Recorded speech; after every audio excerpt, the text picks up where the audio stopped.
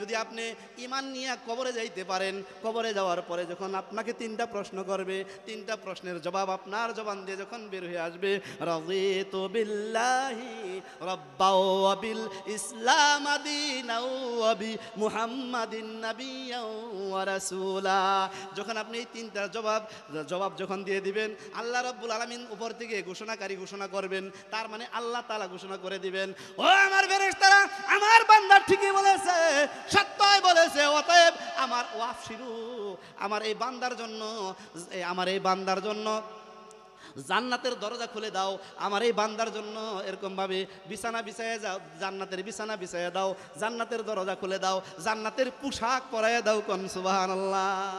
আপনি ঈমান নিয়ে কবরে গেছেন, 7 বিষয় নিয়ে আপনি 7টা বিষয়ের উপর ঈমান আনছেন, ঈমান আনার পরে যখন আপনি কবরে গেছেন, কবরে যাওয়ার পরে আবার যখন জীবিত করছে, 3টা প্রশ্নের জবাব দিয়েছেন।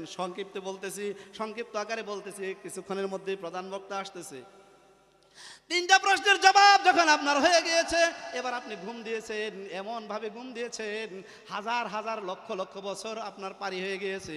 সিংহায় ফুৎকার দিয়েছে ইসরাফিল আলাইহিস সালাতু ওয়াস সালাম, সিংহায় ফুৎকার দিয়েছে। সিংহায় ফুৎকার দেওয়ার পরে মানুষগুলো নিজের শরীরের এরকম ভাবে ময়লাগুলো ফেলতে ফেলতে উঠবে।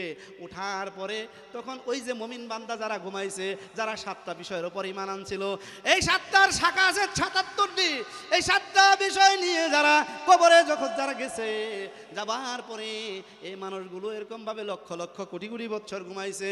ইসরাফিল আলাইহিস সালাতু ওয়াস সালামের সিংহায় ফুৎকারের কারণে মানুষগুলো জাগ্রত হবে।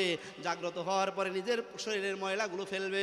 ময়লাগুলো ফেলার পরে দেখবে এক শ্রেণীর ফেরেশতারা যাবে, বলে, ভাই এখনই আমাদেরকে ডাক দিলেন কেন? কেবল আমরা ঘুমাইলাম, এখনই আমাদেরকে ডাক দিলেন। বলবে ফেরেশতারা বলবে, ও আল্লাহর বান্দা, তোমাদের আমল নামা খুইলা দেখো কতকাল তোমরা ঘুমাইছো। যখন আমল নামা খুলে দেখবে, আহারে লক্ষ লক্ষ বছর কবরের মধ্যে ঘুমাইছি আমি। আরে এই কথা যখনই আমল নামা দেখবে, লক্ষ লক্ষ বছর ঘুমাইছে, ঘুমানোর পরে এই তখন চিন্তা হবে, সূর্য আসবে মাথার আধাত উপরে, মাটিটা তামা হয়ে যাবে। 50,000 বছরের একটা দিন, হাসরের ময়দানের কথা মনে পড়ে যাবে। এরকম ভাবে হাঁটতে থাকবে। হঠাৎ করে এক শ্রেণীর মানুষ দেখবে, ফেরেশতা দেখবে, বলে, ভাই শুনেছিলাম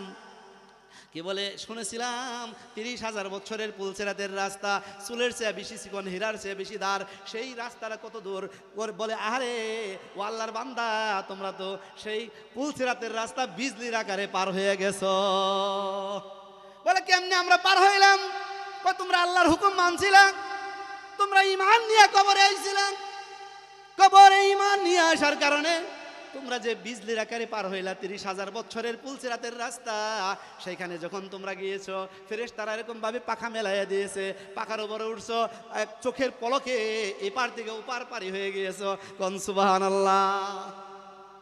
এবার হাঁটতে থাকবে, হাঁটতে তারা জান্নাতের দরজার কাছে যাবে। জান্নাতের দরজার কাছে যাওয়ার পরে বলবে যে, এই যে তোমাদের জান্নাত, ফেরেশতারা এরকম ভাবে কি বলে তাদেরকে আগমন করে বলবে, এই যে জান্নাতের দরজা, চলো জান্নাতের ভিতরে যাই। বলবে, এত সুন্দর জান্নাত, এটাই তো আমাদের জন্য জান্নাত, এখানে আমরা বসে যাই। বান্দাগুলো, মুমিন বান্দাগুলো জান্নাতের গেটের মধ্যেই বসে পড়বে।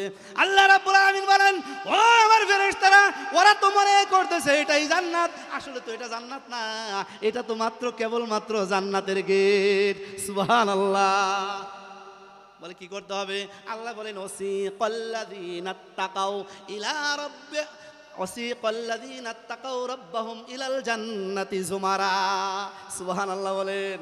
আল্লাহ বলেন, ও আমার ফেরেশতারা, ওদেরকে ধাক্কায়া হাঁকায়া জান্নাতের ভিতরে ঢুকায়া দাও। সুবহানাল্লাহ বলেন।